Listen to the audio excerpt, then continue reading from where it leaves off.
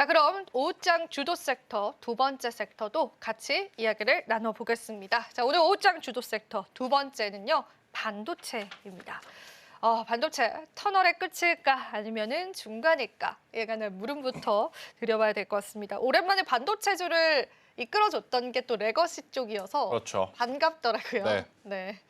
일단 정말 다행이죠. 불과 3개월 전만 하더라도 우리나라 삼성전자가 HBM 결국 못하는 거 아니냐라는 이야기들이 좀 많았었죠. 그러다 보니까 SK 하이닉스와 일부 HBM 관련주들에게만 이제 수급이 쏟아졌었는데 지금 디램에 대한 혹은 레거시에 대한 이야기가 나오니까 수급이 어느 정도 조금씩 분산이 되고 있어요. 뭐 분산이 확 된다라는 건 아닙니다. 여전히 시장의 중심은 엔비디아 중심의 HBM이 더 유리하지만 지금 엔비디아도 정신 못 차리고 있어요. 고점 대비 기술적으로 조정이 나오고 있는 구간이고 뭐 엔비디아뿐만 아니라 전체적으로 지금 하드웨어 쪽에 관심이 조금은 식은 상황이다 보니 삼성전자도 SK 하이닉스도 정말 그대로였다면 작년처럼 커플링돼 움직였다면 오늘 이 정도 주가 꿈에도 못 꿨죠. 그런데 중국 쪽에서 들려오는 뉴스들이 워낙 좋았습니다. 일단 첫 번째로는 이관심 프로젝트를 통해서 디램의 재고가 빠르게 감소하고 있다는 것. 그리고 두 번째, 재고의 감소뿐만 아니라 실제로 그것들이 가격을 반등시켜주고 있다는 것. 그리고 이제 가장 중요한 건 중국의 이런 정책 방향이 하루아침에 끝날 일은 아니다라는 거죠. 지금 이제 경기 부양에 대한 이야기가 계속 나오고 있는데 이 기조는 당분간 유지가 될 가능성이 높다? 그럼 상식적으로 우리가 생각을 해봤었을 때 레거시에 대한 가격 반등은 조금은 더 나올 수도 있지 않겠는가? 혹은 올라가진 않더라도 작년처럼 많이 떨어지지 않을 수 있겠다라는 기대감이 좀 붙을 수밖에 없어서 레거시 관련주들이 이제 강하다라고 좀 말씀드릴 수 있을 것 같고요. 그럼 레거시가 강하다라고 했었을 때 가장 먼저 떠올려야 되는 건 뭔지 우리가 잘 정리를 해야 될 것 같아요.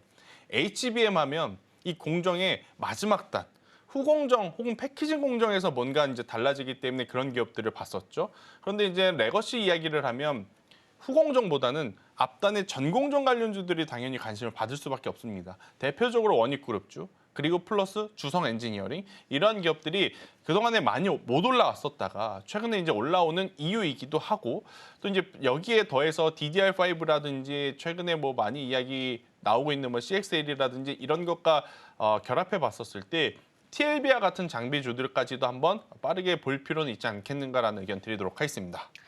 시장에서 HBM이 부각을 받았을 때와 또 디램이 부각을 받았을 때 투자 관점은 다르게 가져가 봐야 합니다. 그래서 그 부분을, 그 방향성을 본부장님께서 잘 짚어주신 것 같고요. 사실 이제 저도 이제 디램이 다시금 가격이 올라오는 게 너무나 반가운데 이게 시장은 항상 막 리스크적인 뉴스도 같이 나오잖아요. 그러면서 또 이야기가 나온 게 디램 점유율 이야기가 또 나옵니다. 네. 그 디램의 점유율을 이제 국내 기업들이 많이 가지고 있다가 뭐 마이크론이라든지 뭐 늘 얘기하는 창신 메모리가 많이 이제 추격을 하고 있다. 그런 우려감들도 제기가 되는 건데요. 지금 시점에서 우리가 그 부분까지 고려하기엔 너무 시기상조일까요? 시기상조일 뿐더러 사실 HBM은 삼성전자가 긴장을 해야 되지만 레거시 디램 쪽에서의 삼성전자의 기술력은 아직은 그들보다 월등히 지금 높아 있는 상황이라서요. 그 뉴스에 민감하게 반응하실 필요는 없지 않겠는가라는 생각이 들어요.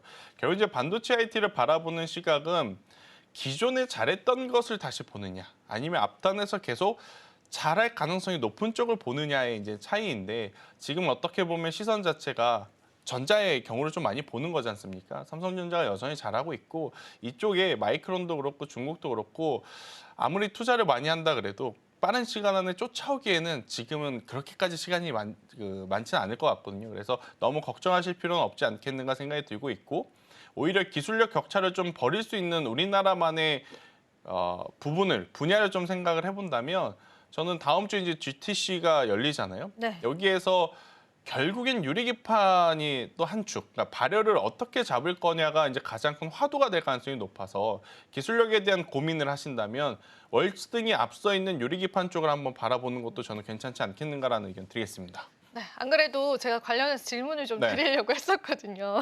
저희가 GTC 2025 앞두고 있잖아요. 네. 저도 이제 이때 유리기판이 다시금 시장에 주목을 받지 않을까라고 생각을 했었는데 네. 또 이제 여러 가지 기사들을 보니까 한 소식통에 따르면 이번에 이제 블랙에 차세대 블랙에를 이제 발표를 할 건데 업그레이드된 블랙에는 또 냉각 시스템이 들어간 블랙이다라는 네. 소리가 있더라고요. 그래서 유리기판과 이 냉각 시스템 쪽에서 어느 쪽에 조금 더 무게를 두고 계세요? 저는 유리기판이 더 현실성 있지 않을까라는 생각이 들어요. 단가적인 측면도 그렇고 사실 모바일 쪽에 들어가는 AI 칩이라면 냉각 시스템을 적용하는 게 맞을지도 모릅니다. 그런데 데이터 센터라고 하는 것은 한 번 정해진 자리에 그 센터가 설립이 되면 그걸 움직이지는 않잖아요. 그런 일련의 여러 가지를 좀 종합적으로 해보면 뭐 산업을 연구하신 분들은 다른 시각으로 바라볼 수 있겠지만 저의 개인적인 입장으로는 여전히 유리기판이 조금은 더 유리하지 않겠는가라는 의견을 한번 드려보고 싶고 그러면서 많은 종목분들이 지금 시간차를 두고 다 같이 움직이진 않고요. 여기서 이제 또 어떤 기업은 강하고 어떤 기업은 쉬고 있는 모습들이 지금 나오고 있는데 그것들을 좀 정리를 해보면 우리가 그동안에 유리기판 하면 삼성전기 아니면 SKC 대장주에서는 이 둘을 꼽았잖아요. 근데 이 둘은 일단 논외로 칠게요. 그럼 여기에 이제 장비를 공급하는 쪽에서 누가 가장 강했는가? 필옵틱스였습니다. 필옵틱스 같은 경우에는 TGV 공정이라고 하죠. 바로 그 기판에 구멍을 뚫는 기술을 가지고 있고 또 이번 주에 싱귤레이터라 그래서 이 유리 기판을 절단하는 장비까지도 납품했다라는 뉴스가 나와요. 하지만 뉴스 대비해서 주가가 빠르게 올라갔는가? 아닙니다. 정체되어 있어요. 그런데 또 상대적으로 캠트로닉스는 갑작스럽게 또 시장에서 유리기판의 대장주로 보이면서 움직이기 시작합니다. 왜 그러냐 봤더니 과거에 이제 우리가 유리기판 하면 SKC, 앱솔릭스를 우선으로 봤잖아요. 근데 이번에 삼성전기와 삼성전자에서도 유리기판에 지금 과감하게 투자를 한다라는 이야기가 나왔고 그럼 여기에 밸류체인에 걸려있는 캠트로닉스가 조금은 더 가격적으로 이제는 매수할 만한 어떤 중요 포인트들이 더 많아진 거예요.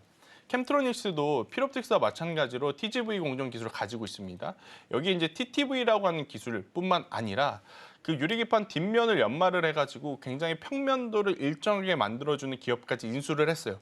그러니까 본격적으로 나도 유리기판이라고 하는 산업이 성장을 하게 되면 이쪽에 드라이브를 걸겠다라는 모습을 보여줬기 때문에 좀 유리기판 안에서 대장주로 지금 올라오는 모습을 좀 보이고 있거든요. 그럼 여기에 방점을 찍어줘야 되는 가장 중요한 포인트는 다음 주 GTC에서 유리기판에 대한 이야기가 나오면 캠트로닉스, 필옵틱스를 포함한 기판 관련주들은 한 번 더 올라갈 가능성이 높다라는 의견 드려보도록 하겠습니다.